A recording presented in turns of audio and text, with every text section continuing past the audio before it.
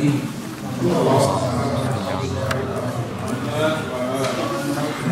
So this project, I would just first and foremost, I'd like to thank the organizers for inviting me. More importantly than presenting, I've learned a lot from all of you, so thank you for everything you have shared today and yesterday. Before I begin the presentation, I want to stress that it is not the solution, but rather to start a conversation about possible ideas or thoughts to rebuild Jannat al-Baqi. Because I did this in a span of 9 months for my architecture thesis, and 9 months is not nowhere close for one person to completely design a whole project like this. So, this is a humble attempt to present. I had divided my talk from history, present, and future, but since we've already spoken about history numerous times, I'm going to skip over that. But make some slight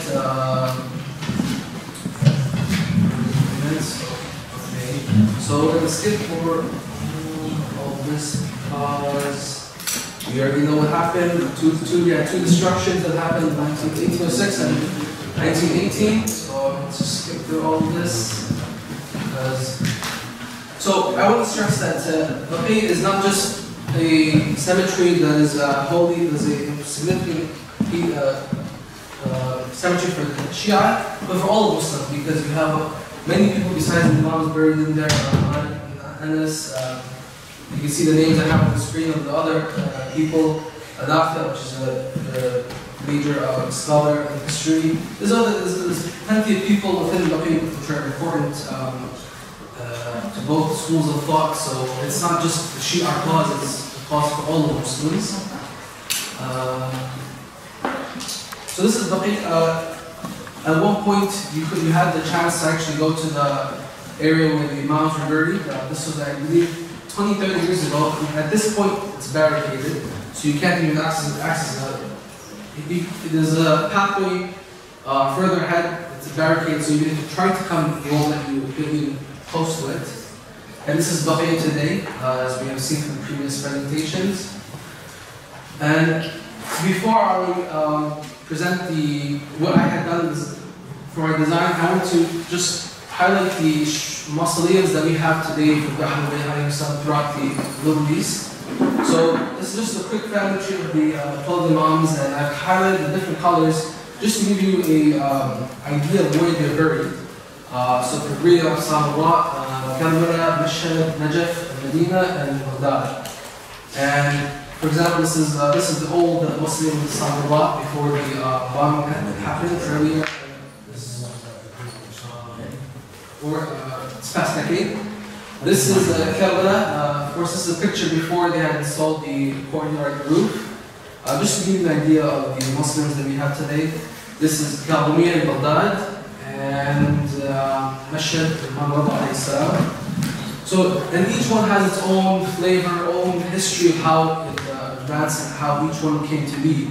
From what I found, the Muslim Imam had the most freedom of expanding because the rulers at the time paid more attention to it and actually were advocates compared to the other Muslims that were the other Imams where they didn't have the opportunity to expand like the one Mashhad did. So I want to give a brief overview of what underneath all of these domes you basically have a darih, which is a wooden case, which is you have silver plating around it, and you have arabesque markings with calligraphy, and inside you usually have a marble stone. You have other pieces. For example, the top one is the camera. The second one is within the darih inside of Hazrat Mahsuma and Qubr.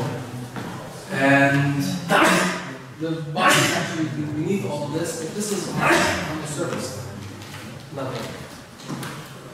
The next thing, so before the design happened, first, the most important thing was to figure out what we were facing. I haven't had the chance to visit Medina. I tried to go when I was doing this project, but unfortunately it didn't work out. This is just a circulation map of how people access the site. So you have the main highway that goes around, and then the streets, and the car traffic stops and you have to go by foot. Within Medina, then you have to pay right across it. And this is a diagram showing what kind of buildings are around the buildings. The majority of most of them are hotels, and you have some offices, there are some stores, hospitals, but 80%, 90% of those are hotels because of the pilgrims. So before you begin any type of design project, you usually have an idea of what you want it to look like. And before I started this, there were pictures you see of al-Baqi, and you have 4 domes, and you think, okay, maybe it'll look something like that. This is 2 months in the design process, and this is just something I came up with. But of course, once you begin to design and look at all the site context and what you need to do, things change. But still something I wanted to share.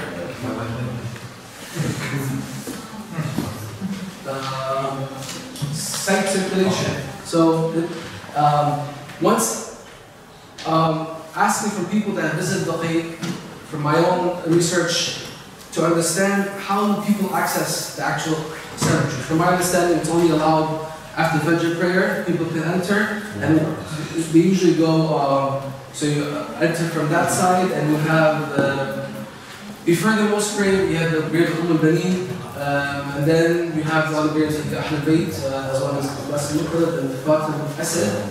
And people make their way to the other graves, which are further down by Africa, I will say the Khudri, which is at the far right on the screen. So once I understood how people access the site, I could design something that resembles this. And I control how I want people to access the site.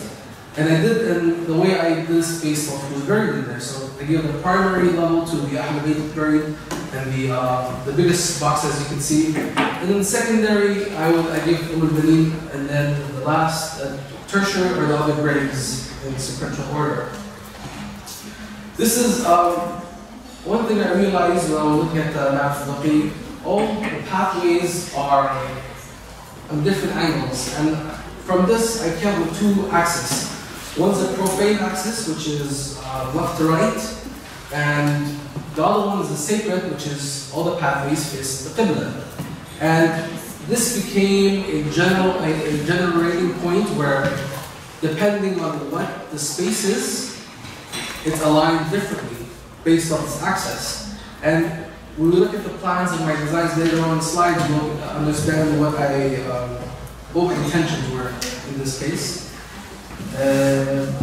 So this is a sketch I came up with earlier on, and there's 4 things I wanted to highlight. Number 1, I wanted to include a seminary in this design to pay homage to the legacy of Imam al-Baqi and Imam Sadiq because of what they did back centuries ago in establishing a university.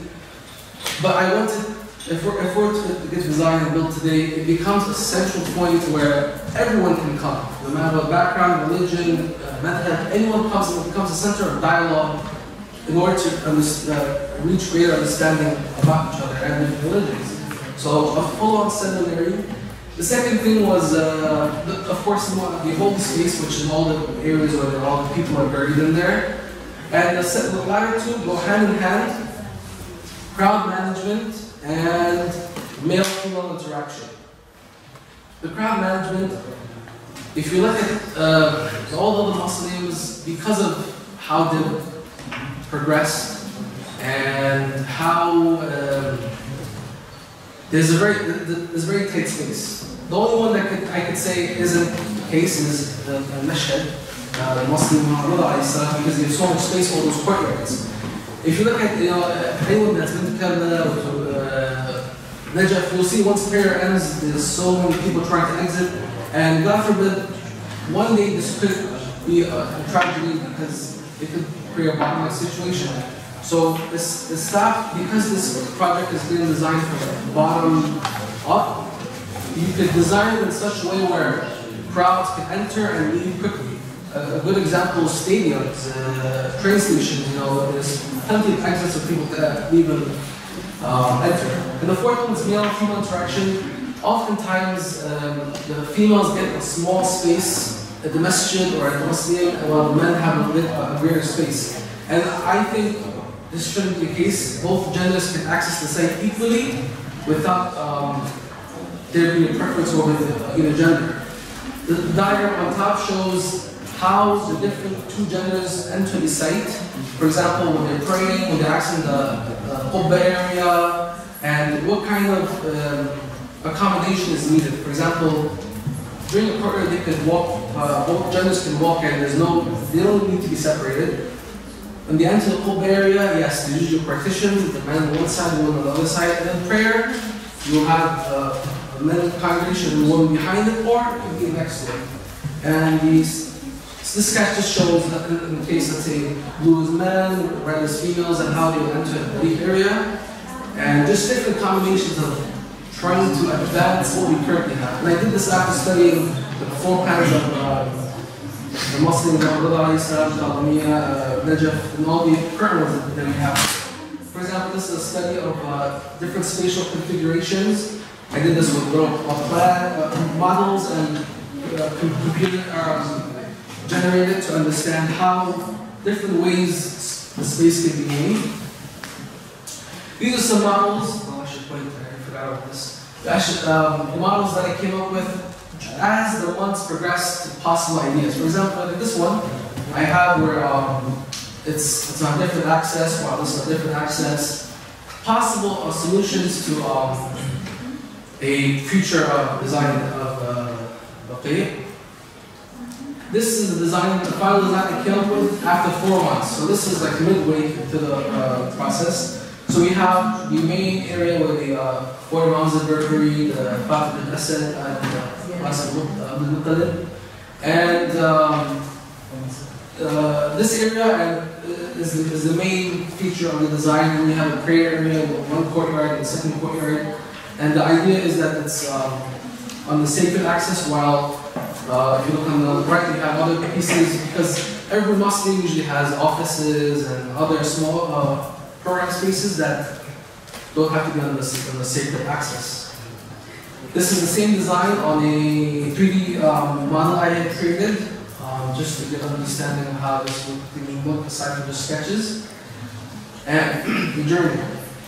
So anyone who has entered the mausoleums in Iran, Iraq, there's a specific journey that you go with. Some people, they're usually restless, they're trying to, as soon as they enter the door, they're trying to go to the belief area. Sometimes, like in the case of all the Muslims except Mashhad, when you enter, you could see the belief right there. From far away, you could see the gold belief shimmer and it's in your face. Other times, that's not the case. So I wanted a specific journey upon entering this design. And I use the case.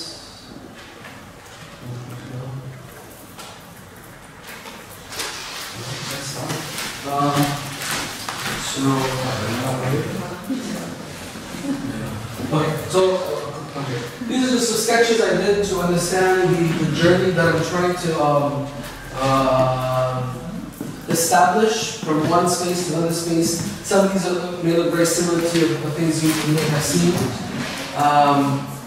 This is a sketch I came up with. Essentially, I wanted to put water in an area next to the leaf area, and the water symbolizes purity from the verse in Surah Ahzab. It's to symbolize that people are buried in they're pure as we regard them, and this creates a different experience than just going to a small chamber and trying to save the leaf and quickly get out. It becomes more of an experience.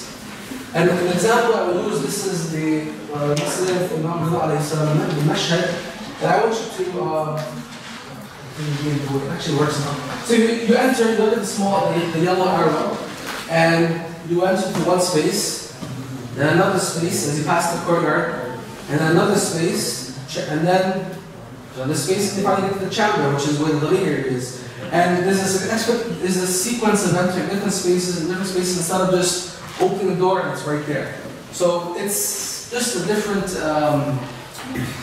experience. Some may prefer it's simple and it's straightforward, but I want to instill a sense of expectation and restlessness before you get to the Darif, because it's such a great feeling when you finally enter and you see the Darif right in front of you.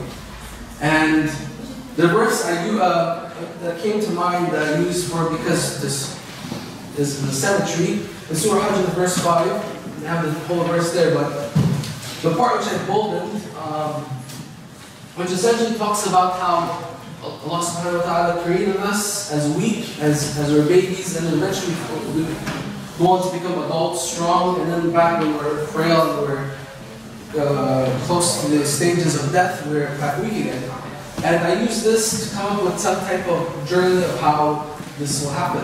When you first enter birth, go down, prayer area, old age, and this becomes a sequence of how the journey happens within the design. And at the end we go to the greater cemetery area that I call the Day of Judgment. And these are just some inspiration images. Actually, this is Museum in Doha. This right here is prior to the final design of what this space will look like. For example, the water area which I was referring to, which time do I have? Great. Okay. So the water area where I went in, and then this is the main space, which the main chamber would be. More inspiration images. Another thing, I didn't, because there's so many graves there, I didn't want to just keep doing the same thing over and over again. I wanted to create something new. Something which still implies sanctity and sacredness, and we spoke about these words a lot today, but at the same time, it's a new approach, something different. And just some inspirational images.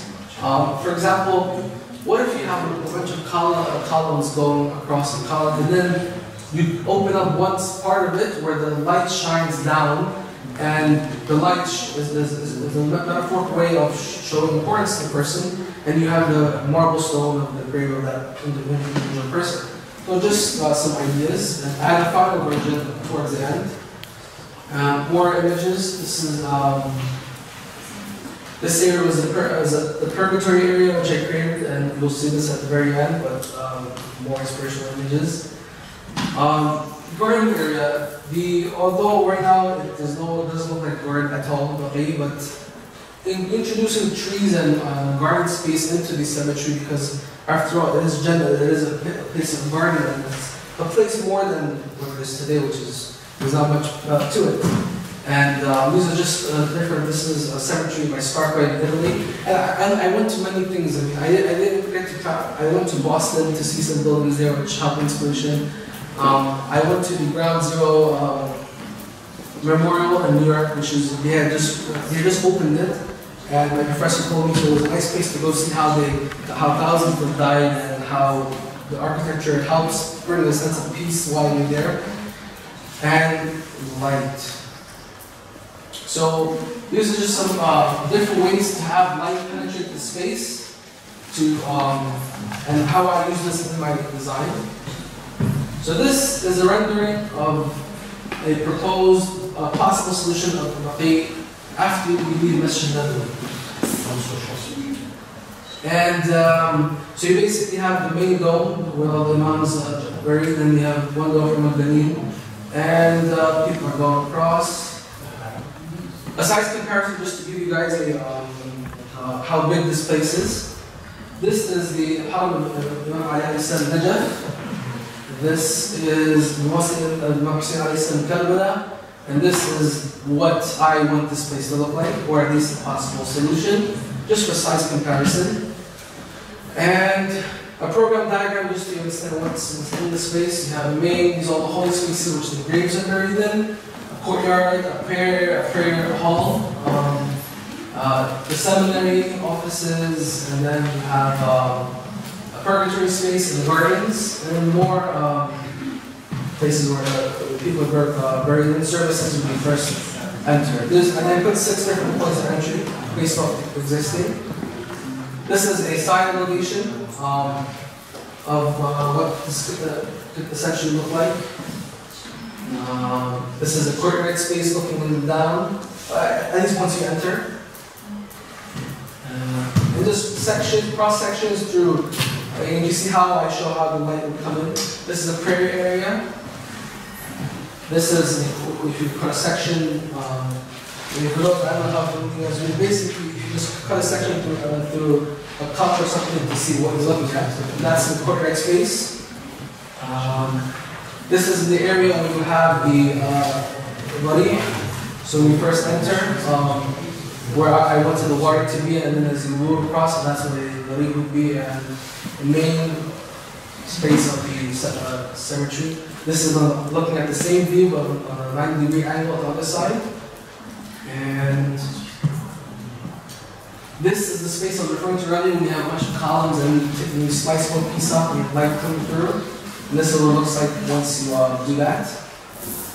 And this is an overall view of the whole design and the different symbolic and metaphorical pieces. For example, having the garden space, the water, the different graves, the seminary space, the prayer area. So this Christ pendant on its own. What do you mean by purgatory? So purgatory, the whole verse that I use as my journey, is essentially once you walk out of there, I have spaces that invoke a sense of reflection before you and think about death, because that's such a big component within religion. And then once you leave the purgatory space, then you go into the rest of the greater cemetery.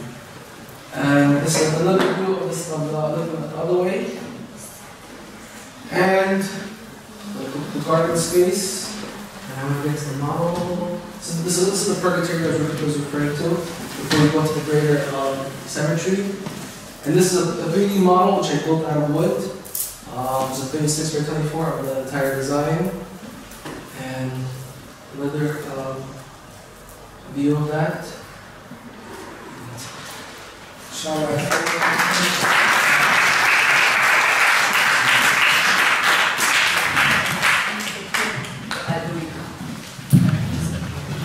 So we have short time for question and answers to the three speakers on this panel.